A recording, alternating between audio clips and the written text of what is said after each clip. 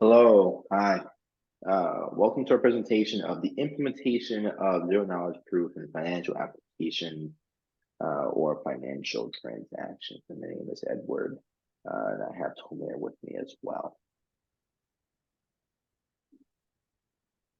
So we're going to go over a couple things. We're going to go over just a brief introduction of us, the problem statement, the motivation. We'll highlight those, and then we'll discuss the implementation along with the collaborators, what was contributed to the overall project, and go from there. So first, the brief introduction. So firstly, my name is Edward Turner, master's computer science student. And Tomer, would you like to introduce yourself? Yes, thank you so much, Edward. So my name is Tomer Amiel, and I'm also a current master's in computer science at FAU. Yes, thank you. So where we started looking at zero knowledge proof because of its vast application in authentication and security among various different fields. One in particular that we're interested in is the finance field. And so we're looking to understand first the problem that exists when it comes to financial transactions regarding security, and then learn how zero knowledge proof can provide a solution to such. And one of the problems is really authentication and rather verification. Authentication is another issue as well within the finance world. How do you really prove a person is who they say they are? But this particular case, we're looking for verification, which is the actual proof that the transaction made is actually the transaction that was requested by the parties. And so we have a couple different parties that we're considering in our implementation. You'll see that in more detail later. However, we started looking at this problem of where if one party creates a transaction to be submitted to another party, how do we verify that the receiver of that transaction actually got the correct transaction without divulging the information of the person who sent it? And that's the whole reason why zero knowledge proof has actually become a solution to this type problem, because you don't need to know the information of the party who sent it to verify that it came from that person. It provides a way to prove that. So that's the problem statement, and then a little bit of motivation there, right? But we decided to dive in a little bit more when it comes to this motivation and looking at how Python could be utilized as a language of choice to facilitate this entire verification process. And I believe next, Tomer, we're going to go straight to implementation. Is there anything else you want to add overall before we continue? I think you talked about each point, so I'm ready to also continue on and talk about our implementation and how we solved our problem statement with our approach. Perfect. And so let me go switch to the code repository. Before we start diving deep into the code repository, I do want to highlight our contributions to the overall project. And each of us can discuss those to some level of detail and degree. I'll start. So my particular contribution to the project is actually strictly coding based. And so the software we see here, I developed largely myself. The repo is in my name, all the commits are in my name. So clearly I was the one that was programming, but and this is where Tomer will add some more detail. There was some contribution that Tomer gave when it came to this development here, along with a few other things as well. Tomer, I'd like to turn the mic to you. Thank you, Edward. So I mostly contributed by researching different zero knowledge proof implementations.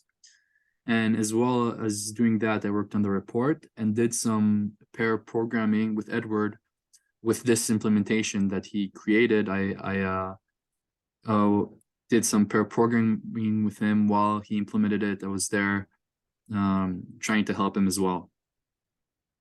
Thank you. All right, so before we dive deep into the code and the example, I do want to give a very brief overview of the structure of the repo, which can help guide our conversation. So at the top, you say ZKP, Zero Knowledge Proof. That's the name of the parent package in Python.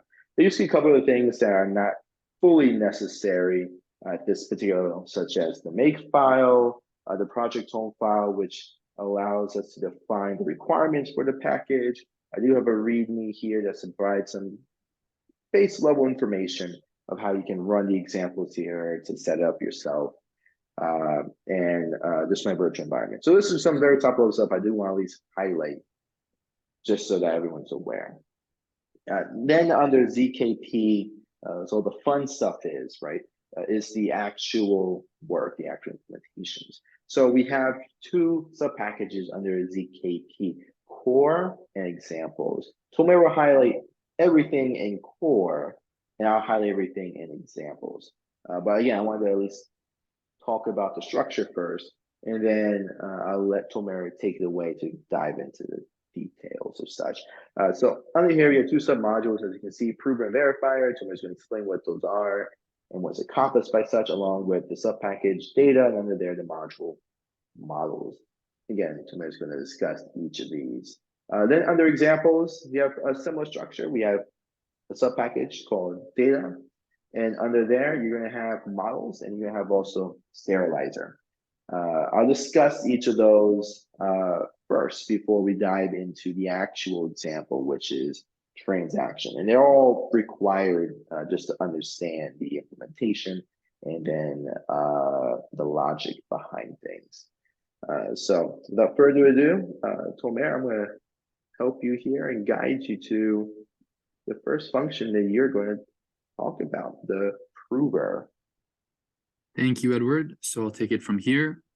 So the prover basically provides us evidence that the password that we use came from the right person without decrypting any information of the user. So here in this file, you can see we first declare our hash password and our salted password, which we use inside our object inside models.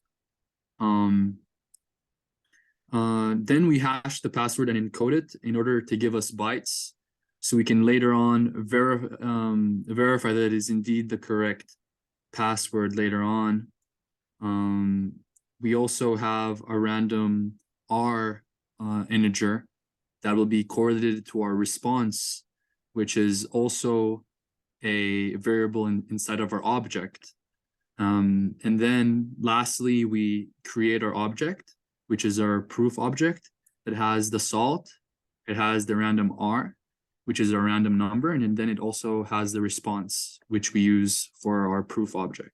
Then we just return our object so we can use it for later on. Now we have our verifier. So this is created in order to verify our password and make sure that our password is correlated to the right user. Here we first declare our salted password and we hash it. Then we calculate our expected response, which we use our given object in order to make sure that our expected response is for that object.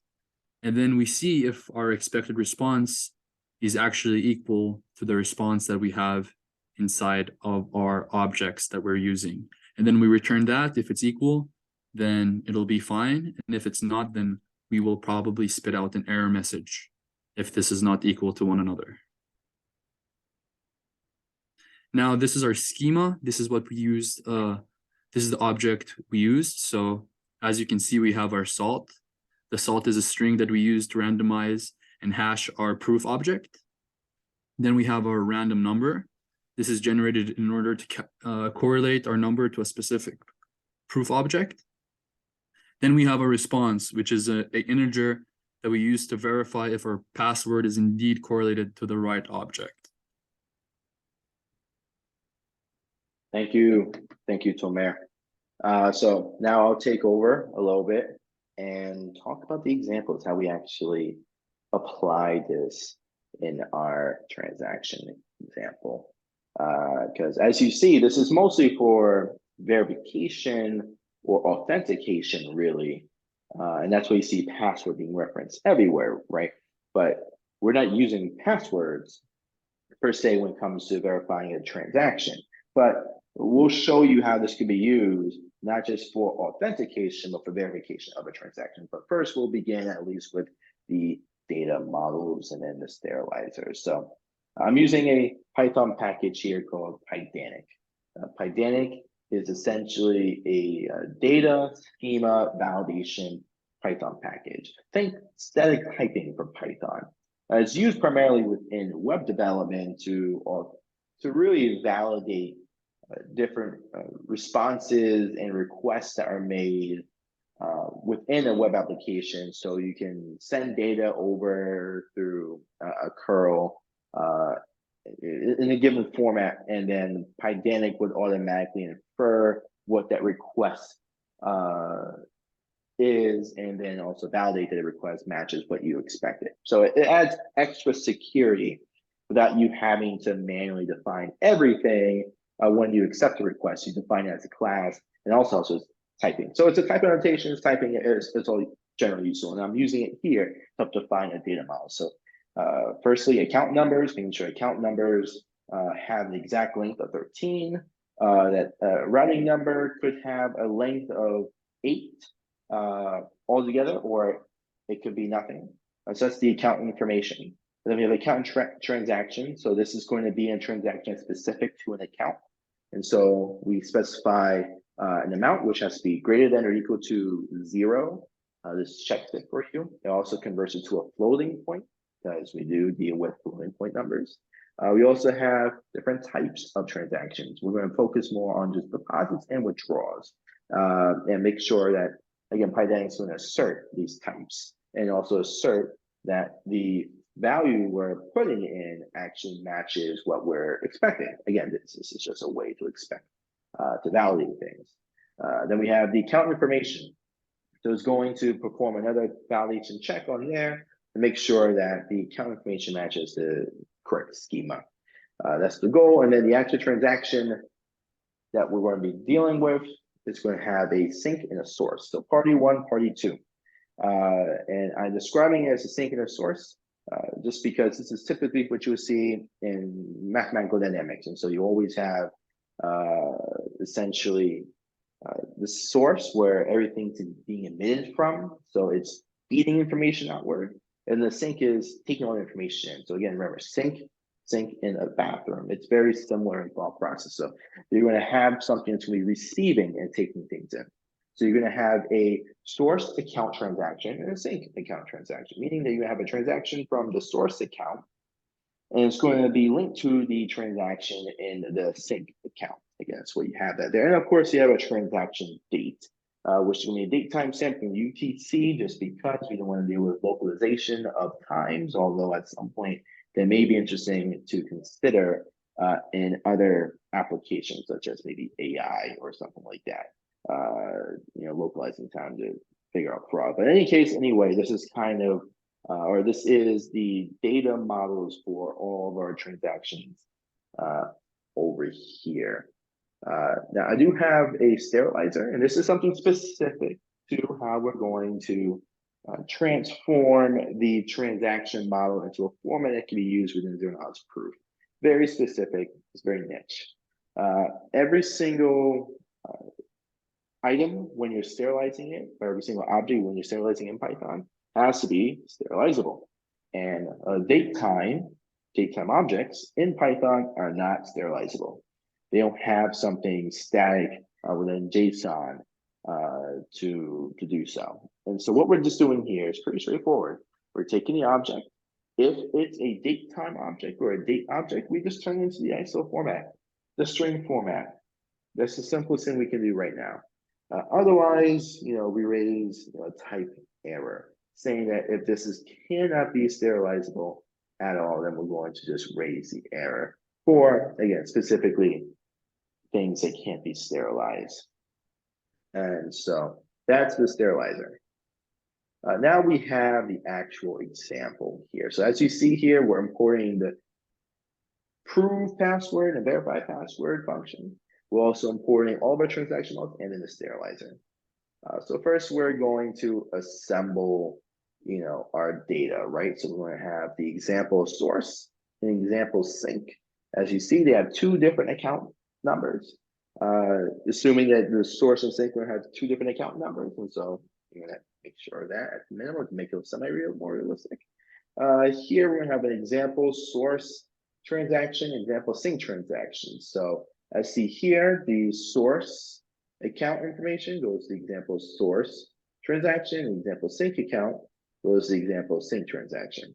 The types are different. One's deposit, one's withdrawal, which makes sense when one party is sending money to another. You are taking money from one and putting it into the other. And so in this case, the sync is withdrawing $1 and the source is depositing $1. Again, it makes perfect sense. It's a transaction. And as you can see right here, 1.0, 1.0. And then you have the example transaction, which shows the sync account transaction example, the example sync transaction, and then you have the source account transaction. Note here, I'm not defining the transaction name because I created a factory method. So anytime you create the object, instantiate it, it'll automatically create the value for the UTC. So I don't have to define it manually all the time. So that's just assembling the data, all the validation checks, the verifications. That's all for that. Now we're on to the fun part, which is the sterilization. So we're sterilizing our data by first transforming it to a Python dictionary. So that's another reason why I use Python, because it allows me to transform things a little more easily, right? And so I'm doing things in a way that verifies the information, then transforms it into an object that Python will generally work with, which would be a dictionary. Or JSON is just another Python package that you have to install. It handles a lot of JSON related operations very quickly. Some people use it when it comes to handling JSON within web applications. Some people don't. It's just a preference of adding additional requirement or dependency to package or not. But I like using it, and so I'm using it here to take the example transaction dictionary and putting it into Python format. And also note, I'm using the JSON sterilizer. Again, the date timestamp needs to be transformed, needs to be translated. So into a format that can be easily acceptable. So the JSON sterilizer function is used here, which will help essentially, again, sterilize the date timestamp. So we have sterilized the data. Challenge, we're going to keep it very simple. We're going to say 5. And the challenge is essentially a variable that you define that you are going to input into your proofer and then verifier as a way, again, to help you with creating evidence that the sync sent to the source or the reverse, however you want to think it. Then we hash it here. We could have hashed it and returned the value in the proof, but I wanted to keep it separate just for now. But ideally within production, you'll probably have the process coupled where you have a proof and then you have a hash, and that the hash in and of itself will be sent over, right, to you, along with the proof, and then you accept that in the verifier. You also, when I say use hash.sha1, you would probably use symmetric encryption, so which is why you would have to return the hash password after you hash outside doing it outside the function. But again, this is for a project, nothing for a production related application, but that's how I would do it if I had to do so for a production application, a little security. So here, as you see, we create the example proof. We prove the password. We put the JSON serializable data in there. If you see the highlights in yellow, it's because of type annotations. The JSON object, the serialized object, is the byte. The password was assumingly originally a string, and I left the type annotation there. You can ignore the yellow; they actually mean nothing for how we're going to run the code. Then we just do a check. If the return from the verified password actually matches, we just print, we're able to verify the proof. Else we just print the proof validation, proof verification failed, the example proof, we print out the example proof, and then we print out the hash of the sterilized data. So that's all what we do here. So let's take this for a test spin. Let's actually run this. So let's run transaction. Here's one thing about Python. Sometimes relative imports doesn't necessarily work directly with this level of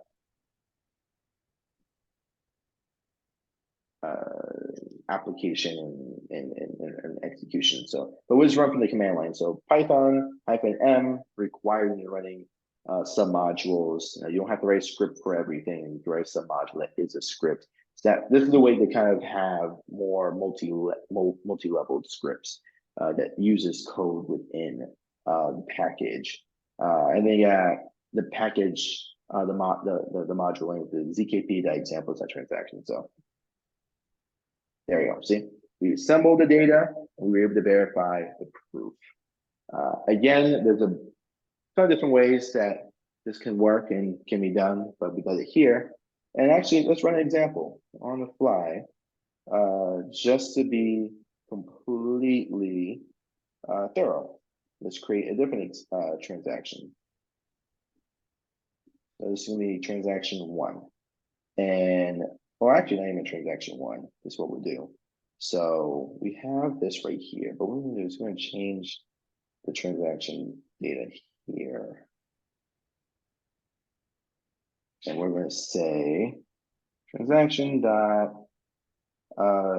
source account transaction dot, let's say amount 2.0. Let's say that. So now we have changed this all together after we already sterilized. This has already been sterilized. Now we're going to recreate the sterilization again with this now new one. And we're going to call this now 1. Now we have this right here, and we're going to sterilize this. So I'm showing an example here.